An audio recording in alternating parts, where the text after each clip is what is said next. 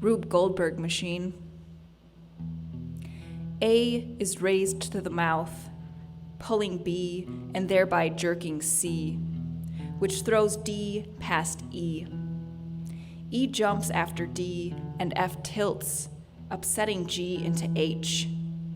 Extra weight in H pulls I, which opens and ignites J, setting off K, which causes L to cut M, allowing N with attached O to swing back and forth. A. The desert surrounds me when I walk into a curio shop and encounter a live rattlesnake, pale in a glass case with raw forms of semi-precious stones. B. In a rare travel photo, you stand before the Grand Canyon and shrug.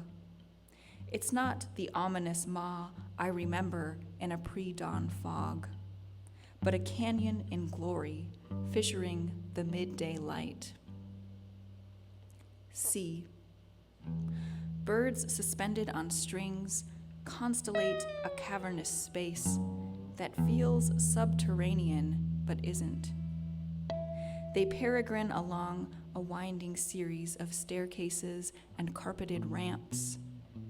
By existing, the birds expand a room into a world. D. The fortune teller tells me I'm hard to understand because I like to be alone and I don't trust other people. She says it's clear I desire to destroy things, but afterwards, I'm sorry. I sometimes wonder if it's possible you're still where I left you, hiding your hands inside your sleeves. E. My lucky number is 7. I must keep my eyes open. I'm not certain if stories you told me are true or only cruel. Did that woman really ask you to finger her in a restaurant? Did your friend's wife come to your apartment and beg you to double her over? Do you push away anyone who loves you, or just most people who love you? F. Spooky dolls line the walls and turn on carousels, a constant presence on the long, dim journey through the house on the rock. I sense the people the dolls belonged to staring at me through their glossed eyes. A doll's proximity to the human body makes it more unsettling than the gun cabinets and rows of knives. G. My husband watches too much YouTube and tells me about a woman, a famous ceramicist, Mary Borgstrom, who was also a hoarder. The man who bought Mary's home worked 12-hour days for 12 days and took 9 tons of garbage from the house. Among the old newspapers, the man found several priceless vessels the ceramicist had shaped with her hands. In an interview, Mary tells the man, "I did what I had to do, and that was it." H. In 2004, on the way to Coachella to see Radiohead and Pixies and The Cure and Sparta and Beck and the Flaming Lips and Q and Not You, but mostly Radiohead, my friends and I stop at the Petrified Forest National Park. When I say my friends, what I really mean is my ex-boyfriend and my husband and his ex-girlfriend. When we get out of the car, I expect a rainbow forest because that's what the sign says. But we find only dull rock logs the guidebook calls colorful. Years later, I press polished petrified wood against my palm and close my eyes to help me remember that I have enough. There is enough. I. The air smells like fire, and smoke from where you live hazes the sun until it's carmine. Ash gets in your hair. Your candor when documenting a disaster endears you to me.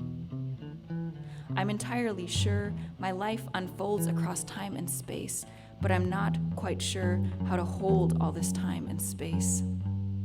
At its core, this poem is about containing and about being contained. J. I drop a coin in the slot and watch the skeletons creep. A door opens to bones. Bones rattle inside a clock. Bones shiver beneath blankets. Curtains drape bones. It sounds macabre, but it's oddly joyful. K. The internet won't reveal you, or reveals only superficial parts of how you might or might not be. Is this you doing street magic? Is this you looking into a stranger's eyes until they unravel? Is this you shuffling away on the sidewalk? What can't hide you is your handwriting, immediate and familiar. The internet can't thread a narrative because it's coreless. L. I offer you my sheets, but you don't want them. You offer me your stuffed heart, but I don't want it. You were the only person who offered me coffee when I drank too much. I count you among the many who have sung me to sleep. When I address you in this poem and myriad others, I'm conflating at least 3 people, one of whom I haven't met yet. M. I think if I could go back to the beginning, everything would start again, like it's been waiting just for me. But after you've walked through the house on the rock, you don't want to go back and start again. N. I see something miraculous. Somewhere in Wisconsin, a tree grows inside a roofless silo. Imagine what it is to be surrounded, but simultaneously to be sort of free. O. The thing about disappearing is, when you curl around yourself, you're supposed to breathe in. I hope you understand that. I'm sorry I can't say goodbye right with all these jewels in my mouth.